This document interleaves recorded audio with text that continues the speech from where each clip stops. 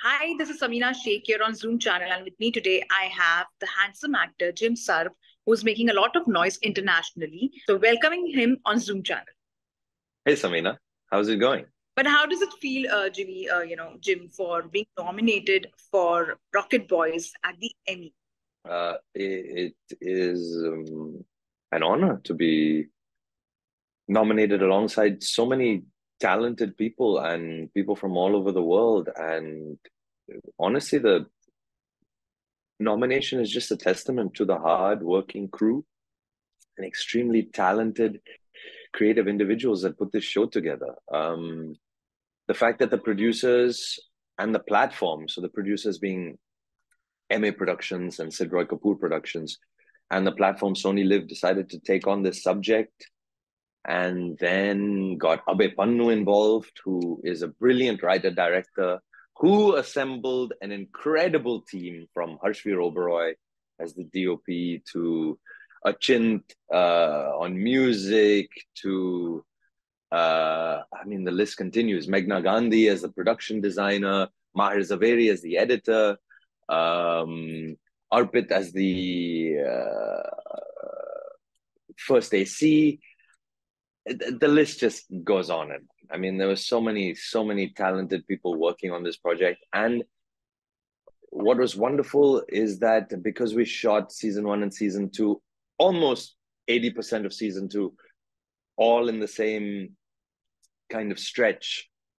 And we had the same team working on it all the way through. There was this sense of like togetherness, and you're supposed to run away from a business that's like we're like a family. It's like, but in this particular case, it really felt like a team. All striving for the same goal, and it was lovely to have that continuity and unity of vision amongst everyone. We all knew what we were trying to make and what we were striving for. It was great. It was great. So the fact that, I keep saying that the thing a story wants more than anything else is to be heard. So the fact that it's being heard internationally only makes us really happy. You are being recognized for your work, at Emmy, and it's a very big achievement. What do you have to say about your career over the years in the world of entertainment? Oh, it's been great. I've been lucky to work with some incredible people, from Ram Madhvani to Sanjay Leela Bhansali to Konkana Sen Sharma to Daria Ghai to Stephanie Abel to Michael Winterbottom. The list just goes on. Now, Rajkumar Hirani. I've had the Bijoy Nambiar, Abe Pannu. The list just goes on. I mean, incredible, very, very, very talented directors, incredible actors. I mean, I've had a very, very, very lucky career so far. So, everyone that you work with teaches you something or the other. There are things that you imbibe and you learn from them. So, yeah, I consider myself very fortunate to be sitting here having this conversation. I know that you cannot adopt one character of yours as an actor, but what is that one role you have thoroughly enjoyed or you love doing? So, say, when I say this, you may prefer doing more of comic roles, or say more of villainous characters, or say more of, heroism. So, what has been your choice in that matter? I like to do all the genres, to be very honest. There's no particular thing that there's no particular genre that I'm drawn to. I'm actually drawn to all the genres.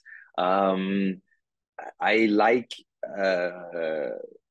I just like great examples of the genre. So I like great examples of comedies, but I also like great examples of dramas, and I like great examples of horror films. And oftentimes, my favorite film in any of those genres are not purely genre films. They're just great films in general. So that's what I'm most drawn to. I mean, I don't like to rank performances and characters and stuff because, it's all objective and subjective. Different people will like, I mean, it's not objective, it's subjective. Different people will like different things. But speaking purely about Rocket Boys, it was such a pleasure to play a character that was so interesting. So interesting. The man himself, Dr. Baba, is so profoundly interesting. He was a Renaissance man, in a manner of speaking. He had so many talents. He was good at so many things. And that didn't stop him from having a good time, having a laugh, having a drink, socializing. It was all part of it for him. He didn't believe in all these dichotomies that we like to make of, science is different from art. Art is different from commerce. Politics is different from this. It's like, no, he believed that creativity flows through all of these things, and they are all united by creativity in general. And sometimes scientific thinking can solve your artistic problem, and sometimes creative thinking can solve your scientific problem. And that's what I just love about him the most, his curiosity and his ability to explore all of the different things that he is extremely interested in. That's very interesting to know. And especially, are you also like that in person when it comes to, avoiding the social life, or, avoiding certain things, or adapting certain qualities of the character you have played recently? Well, I'm in social moods sometimes, and I'm not in such social moods other times, which I think everybody kind of has those cycles. I don't think there's too much remarkable there.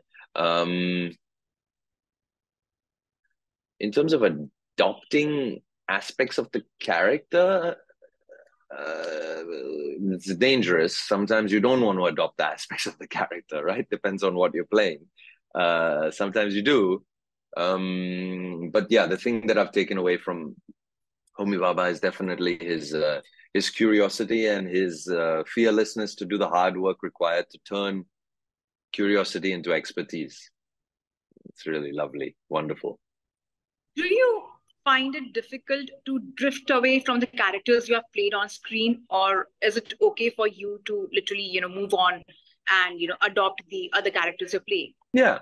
It's okay with you. It's not like you have never got that attention of a character which you have lived for, say, for a few days, or say for a few weeks, maybe sometimes. Well, characters are in my head while I'm doing them. I mean, they're always there in your head because, you have a schedule coming up and you have lines to learn, and those lines are bouncing around inside of your skull, and you'll see somebody do something and be like, oh, okay, could use that. That's interesting. Like that, they are always there. I have two questions to you. The very first one being, who do you consider as your critic? Is it the audience, the filmmakers you work with, the mentors who have always surrounded you with their feedbacks, or it's the family members or someone loved one for that matter? Mentors have not surrounded me with their feedbacks.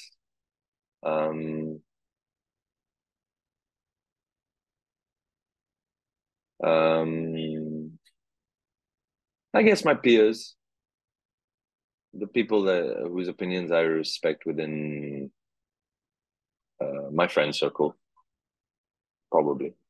And lastly, I have to ask you about your upcoming projects. What are you working on? Please tell us something about it. Oh, there are these short films that are going to come out now. I think at Mami. I'm not entirely sure. There are two short films I worked on earlier in the year. And then there's a film called Pune Highway, which I think is going to start dubbing now. I don't know what life that film is going to have exactly. At the moment, there are those things. There's an interview show that I've been working on as kind of co-creator. Hopefully that should come out by the end of the month. Where? I don't know yet. Yeah. It's funny because this question gets asked, what's next a lot during the, even just with people I meet, what's next? And it's like, Made in Heaven came out, Rocket Boys came out, and Mr. Chatterjee came out this year. I mean, let me be,